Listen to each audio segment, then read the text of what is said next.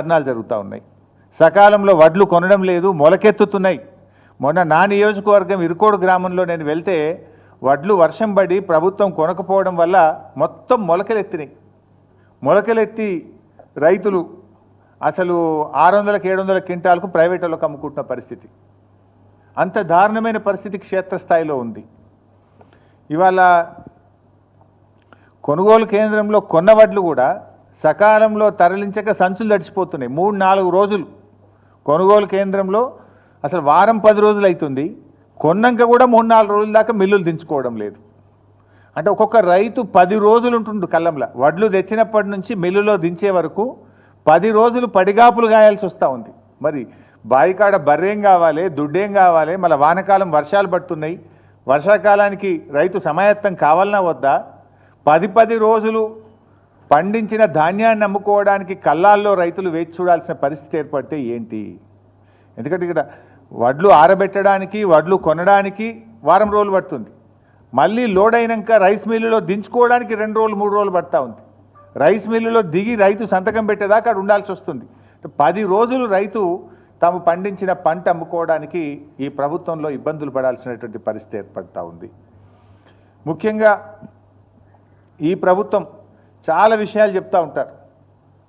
మాటలు ఘనం, చేతలు శూన్యం. ఈరోజు కొనుగోలు కేంద్రాల్లో కనీస వసతులు లేకపోవడం వల్ల, నీడ లేకపోవడం వల్ల, త్రాగునీటి వసతి లేకపోవడం వల్ల, రోజుల తరబడి ఎండలో ఉండడం వల్ల పిట్టల్లాగా రైతులు చనిపోతూ ఉన్నారు. నిన్న మహబూబాబాద్ జిల్లా పోచంపల్లి గ్రామంలో గొగులోతు కిషన్ అనే రైతు నిన్న కూడా చనిపోవడం జరిగింది. ఇలా గొగులోత్ కిషన్ ఎందుకు చనిపోయిండు? రోజుల తరబడి అక్కడ ఉండి గొగులోత్ కిషన్ రోజుల తరబడి ఆ పంట అమ్ముకోవడానికి కొనుగోలు కేంద్రంలో ఉండి తీవ్రమైన వడదెబ్బకు లోనైపోయి గొగులోత్ కిషన్ గారు నిన్న మహబూబాబాద్ జిల్లాలో చనిపోవడం జరిగింది. అదేవిధంగా 15 ఏప్రిల్లో జగిత్యాల జిల్లాలో ధారూరు గ్రామంలో వడదెబ్బ దాకి జలపతి రెడ్డి అనేటువంటి రైతు కొనుగోలు కేంద్రంలోనే వడ్ల కుప్ప మీదనే చనిపోయినటువంటి పరిస్థితి. అదేవిధంగా ఏప్రిల్ 21వ తేదీ మహబూబాబాద్ జిల్లా తొర్రూరు గ్రామంలో ప్రేమలత గారు, మహిళా రైతు, హనుమాన్ల ప్రేమలత గారు మహిళా రైతు వడదెబ్బ తగిలి తొర్రూరులో వారు వడ్ల కుప్ప మీదనే చనిపోయినటువంటి పరిస్థితి. అదేవిధంగా నెల్లుకుదిరి మండలం మదనతుర్తి గ్రామంలో బిర్రు వెంకన్న, చూడండి వడ్ల మీదనే బిర్రు వెంకన్న అనే రైతు వడ్ల మీదనే చనిపోయినటువంటి పరిస్థితి. ఎండ దెబ్బ తగిలి కళ్ళంలోనే తాను 6 కాలం కష్టపడి పండించిన పంట మీద, ధాన్యం మీదనే చనిపోయినటువంటి బిర్రు వెంకన్న దృశ్యం ఇది. అదేవిధంగా మన జనగామ నియోజకవర్గం చేర్యాల మండలంలో ఆకునూరి గ్రామంలో చింతకింది హనుమయ్య అనేటువంటి రైతు అక్కడే కళ్ళంలోనే మరి ధాన్యం అమ్ముకోవడానికి వచ్చి అక్కడే చనిపోవడం జరిగింది.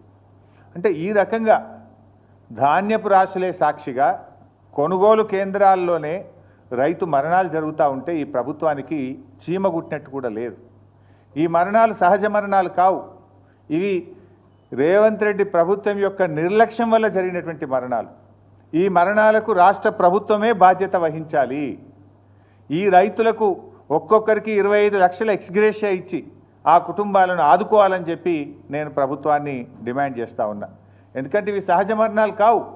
ఒక రకంగా చెప్పాలంటే ఇవి ప్రభుత్వ హత్యలు, ప్రభుత్వ నిర్లక్ష్యం వల్ల జరిగినటువంటి మరణాలు. గతంలో బీఆర్ఎస్ ప్రభుత్వం మీద దుమ్మెత్తి పోసినటువంటి కాంగ్రెస్ నాయకులు ఇవాళ ఎందుకో కళ్ళాల కాడికి పోతలేరు. ఆనాడు బీఆర్ఎస్ ప్రభుత్వంలో అన్నీ చక్కగా జరుగుతుంటే కూడా మా మీద బురద జల్లాలని కళ్ళాల్లోకి వెళ్ళి నానా యాగి చేసినారు.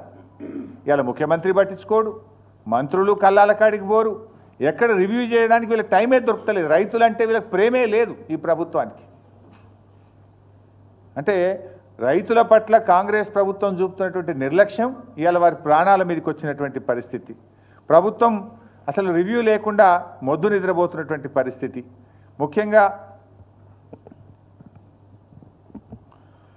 ఇవాళ ఈ ప్రభుత్వం ఏ విషయంలో మీరు రైతుల విషయంలో గమనిస్తే వానకాలం ముఖ్యమంత్రి ఏమో ఈజ్ బిజీ విత్ అందాల పోటీల రివ్యూలు. ఎక్కడ పెట్టారు ఆ రివ్యూ కూడా?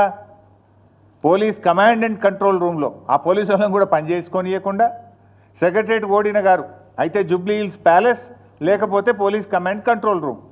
నెల రోజులకు ఒక్కసారి కూడా సెక్రటరేట్ ముఖం చూస్తలేడు.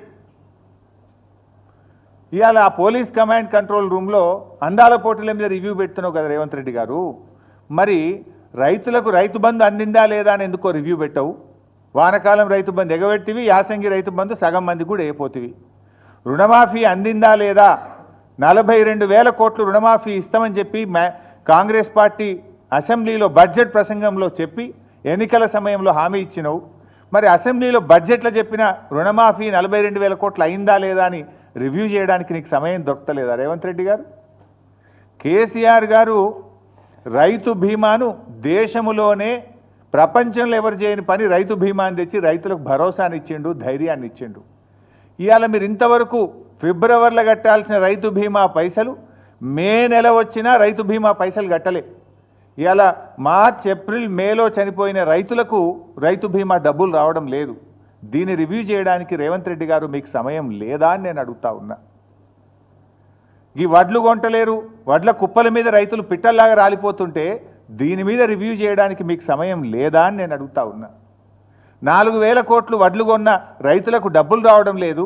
గొప్పగా చెప్పిన 512 కోట్ల బోనస్ రావడం లేదు. ఇవి ఎందుకు పడతలేవు రైతులకు?